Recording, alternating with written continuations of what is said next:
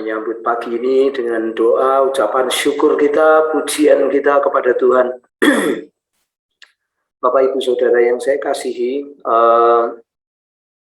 saya baru dibukakan oleh firman Tuhan yang luar biasa. Pemazmur mengatakan bahwa pujilah Tuhan, bergembiralah Tuhan, bersyukurlah kepada Tuhan. Saudaraku, itu semua ungkapan jiwa kita, ungkapan emosi kita. Rupanya Bapak Ibu Saudara itu sebuah perintah. Pujilah Tuhan, ya, bersyukurlah kepada Tuhan, ya, sembahlah Dia, gitu ya, Saudara ya. Dalam Mazmur kita banyak menemukan itu. Rupanya itu perintah Bapak Ibu Saudara. Rupanya supaya saya baru tahu bahwa karena bersyukur, karena memuji Tuhan, karena menyembah Tuhan, juga karena meninggikan nama Tuhan, itu semua perintah-perintah di kitab Mazmur itu, saudaraku, membuat kita ini rupanya tidak binasa, gitu. Jadi kalau kita tidak melakukan itu, Bapak Ibu Saudara, kita bisa binasa, gitu. Kenapa Tuhan perintahkan itu? Tujuannya supaya kita tidak binasa, Bapak Ibu Saudara. Lucu ya, Bapak Ibu Saudara, saya baru terbuka juga. Oh iya ya, itu ketika kita bertemu dengan Tuhan, dengan pujian, dengan penyembahan, dengan syukur, saudaraku ya, dengan Mazmur gitu, itu rupanya menyegarkan jiwa kita di tengah tekanan yang tinggi, di tengah mungkin saudaraku permasalahan yang panjang gitu. Kita sanggup bertahan, kita sanggup saudaraku bertahan di situ ya karena Tuhan, saudaraku. Untuk kita berinteraksi dengan Tuhan itu, saudaraku ya, sebenarnya cukup nyanyian Mazmur, kemudian meninggikan, bersyukur, pujian, saudaraku. Karena Tuhan tahu bahwa dunia ini, saudaraku, marahnya kemana, gitu. Sehingga, saudaraku, pemazmur itu, saudaraku, menekankan sebuah perintah, pujilah Tuhan, nyanyikanlah nyanyian baru, bersyukurlah kepada Tuhan, saudaraku, kemudian sembahlah Dia, saudaraku ya. Nah, semuanya itu, saudaraku, menolong kita supaya kita tidak binasa, saudaraku, supaya kita memiliki kekuatan baru, supaya kita juga, saudaraku, sesuatu yang baru itu datang.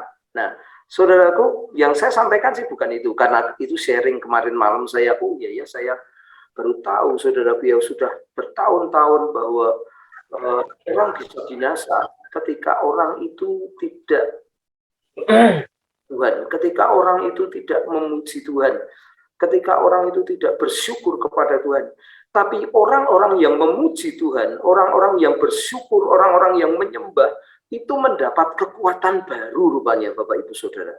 Ya, rupanya mendapat kekuatan baru, melihat jalan-jalan Tuhan, melihat penglihatan yang baru itu karena itu. Jadi betapa penting, Bapak Ibu Saudara, kita semua di siang hari misalkan ya, waktu kerja kita menikmati 60 menit bersama dengan pujian penyembahnya Kemah Daud, Bapak Ibu Saudaraku ya. Ini bukan promosi program baru, saudaraku, tetapi rupanya saya baru tahu juga kemarin malam, oh iya ya, penting juga. Lalu saudaraku, kemarin malam itu saya ambil gitar karena badan saya kemarin tidak enak. 2 hari itu badan saya nggak enak, ketularan mungkin istri saya, saudaraku ya. Saya nyembah Tuhan, saya nyanyikan nyanyian baru, benar, saudaraku. Lenyap itu semua, saudara ya, enteng gitu. Karena apa, saudaraku ya? Tuhan mengerti betul, saudaraku ya, bahwa kita membutuhkan kekuatan yang bukan dari manusia. Kita butuh kekuatan yang dari Tuhan, kita butuh penglihatan yang dari Tuhan, kita butuh jalan-jalan yang berbeda dengan dunia ini ya, saudara ya. Nah, saudara, semuanya itu kita punya, semua itu kita miliki, semua itu bisa kita lakukan. Nah, di masa pandemi ini, apakah kita punya hubungan pribadi dengan Tuhan, saudara? Di masa pandemi ini, apakah kita tetap Atau dulu biasanya kita cuman seminggu sekali lah ya, pada waktu belum pandemi kita memuji Tuhan, kita menyembah Tuhan ya. Ya setelah itu berjalan biasa gitu. Kita tidak punya satu gaya hidup pribadi untuk memuji, menyembah, bersyukur, memuji Tuhan. Nah ini saudaraku, masa pandemi ini kita butuh itu. Gitu. Itulah yang dibutuhkan manusia. Ya, kita mendapatkan oksigen baru, saudaraku ya. Nah, saudaraku, penting sekali. Ya, sangat penting. Gitu, saudaraku. Ini saya sharingkan kepada Bapak Ibu Saudara supaya kita punya satu persekutuan pribadi bahwa pemazmur mengatakan pujilah Tuhan, sembahlah Dia, ya bersyukurlah kepada Tuhan, bermazmurlah loh. Ngomong bersyukur aja ini hati membara gitu. Nah, saudaraku, bersyukurlah kepada Tuhan. Itu semua saudaraku menolong kita gitu. Itu semua menolong kita menghadapi panjangnya dunia ini, menghadapi saudaraku suka, duka, ya saudaraku di dunia ini. Nah, saudaraku yang saya sampaikan sih bukan mau itu, saudaraku. Kita punya itu semua, tetapi teman-teman di sekitar kita, tetangga kita, kanan kiri kita, teman kita, saudaraku mungkin itu teman satu kerja yang baik, kita punya sahabat, tetapi saudaraku Tuhannya bukan Tuhan Yesus yang menebus hidup kita, ini bagaimana? Nah, saudaraku, ada satu ayat firman Tuhan bagi kita semua, saya mau share kita semua supaya kita bisa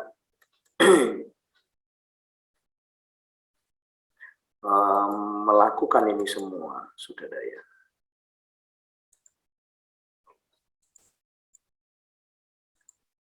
Mari kita buka Alkitab kita, Lukas 4 ayat 18 sampai 19. Ya. Demikian firman Tuhan, roh Tuhan ada padaku, oleh sebab Ia telah mengurapi aku untuk menyampaikan kabar baik kepada orang-orang miskin. Dan Ia telah mengutus aku untuk memberitakan pembebasan kepada orang-orang tawanan, dan penglihatan bagi orang-orang buta, dan membebaskan orang-orang yang tertindas, untuk memberitakan tahun rahmat Tuhan telah datang.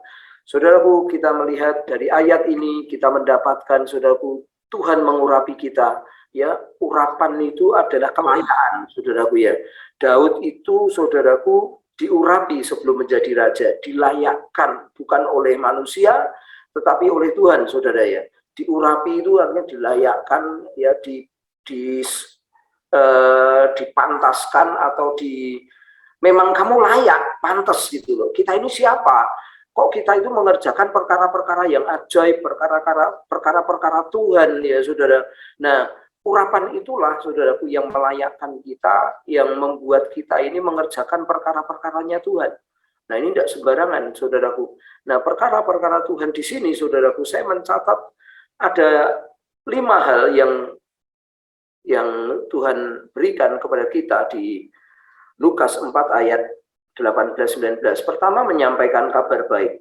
Ya, saudaraku ya, kabar baik. Orang itu, saudara, kalau kita lihat berita, menurut saya itu hampir 80% berita-berita di media itu kok berita-beritanya kurang baik ya, saudaraku ya. Pembunuhan, ya, korupsi, kemudian pencurian, ya. Wah, saudaraku, lalu saudaraku prediksi yang kurang baik lah ya. Kita bersyukur misalkan kondisi pandemi menjadi ringan, menjadi orang yang sakit itu berkurang, ya, yang sembuh itu banyak, ya kita bersyukur. Tetapi kalau kita lihat berita, saudaraku, wah beritanya itu yang dikobarkan itu gitu. Yang kedua, memberitakan pembebasan. Saudaraku, kepada orang-orang tawanan. Banyak orang, saudaraku, tidak merasa bahwa dirinya ini tertawan, saudaraku ya, dia terikat. Gitu. Ya, saudaraku, saya mau share gitu. Beberapa waktu yang lalu gitu, saya ketemu saudaranya, teman pengrajin di Jepara. Nah, dia ini suaminya sakit, saudaraku ya. Suaminya sakit, dulu kaya, lalu saudaraku dia jatuh miskin karena sakit itu. Maka saudaraku, dia ini dekat dengan pria lain gitu ya. Nah, saya kasih tahu dia, Itu kalau di Kristen tidak boleh. Gitu. Sebenarnya itu pun di masyarakat juga tidak boleh, saudaraku ya. Gitu. Nah, dia tidak suka. Gitu. Tetapi malah kemarin saya ngobrol sama istri saya, orang itu cerita, saudaraku, dan dia menyesal dengan itu semua. Saudaraku, orang itu tertawan. Masyarakat banyak sekali tertawan, saudara, dan perlu kita memberitahukan kepada orang-orang yang tertawan itu ya, saudara. Banyak sekali mereka juga tertawan dengan hal minuman keras, saudaraku. Banyak orang Kristen juga saya lihat banyak mereka tertawan dengan minuman keras. Kemudian penglihatan bagi orang buta, banyak sekali mereka tidak bisa lihat. Kalau kita mempunyai gaya memuji, menyembah Tuhan, bersyukur, kita punya, saudaraku, penglihatan-penglihatan yang dari Tuhan. Kita punya penglihatan-penglihatan yang rohani. Keempat, membebaskan orang-orang yang tertindas. Banyak sekali, saudaraku, yang orang-orang yang perlu kita tolong karena mereka tertekan di sebuah permasalahan, saudaraku. Yang kelima, memberitakan tahun rahmat. Inilah tahun rahmat datang. Saudaraku, kita harus datang kepada Tuhan. Kita harus punya gaya memuji dan menyembah Tuhan. Kita harus punya, saudaraku, satu ucapan syukur, saudaraku ya, kepada Tuhan. Karena kita punya tugas untuk itu semua. Mereka semua tidak punya, kita punya, saudaraku ya. Jadi kita, saudaraku, beritahukan kepada Tuhan. Malah, saudaraku, yang saya tutup yang terakhir ini dengan pernyataan, saudara. Kalau kita, saudaraku, terus-menerus berpikir tentang sesuatu hal, maka kita akan menjadi sesuatu hal itu juga, sama dengan sesuatu hal itu. Ini pernyataan, saudaraku ya. Kalau kita berpikir misalkan, saudaraku, tentang rambut saya mau cat hitam, terus saya berpikir, rambut saya mau cat hitam, maka, saudaraku, saya bisa ngecat hitam juga. Gitu, saudara. Saya menjadi sama dengan itu. Nah, saudara, itu sama. Kalau kita berpikir tentang Tuhan, saudaraku ya, maka, saudaraku, kita bisa menjadi sama. Gitu. Nah, kalau orang berpikir bukan dengan Tuhan, saudaraku, maka, saudaraku, bisa-bisa orang itu, saudaraku, tidak punya Tuhan yang benar, maksud saya, saudaraku, maka dia bisa jadi, saudaraku, tidak punya jalan keluar untuk hidupnya.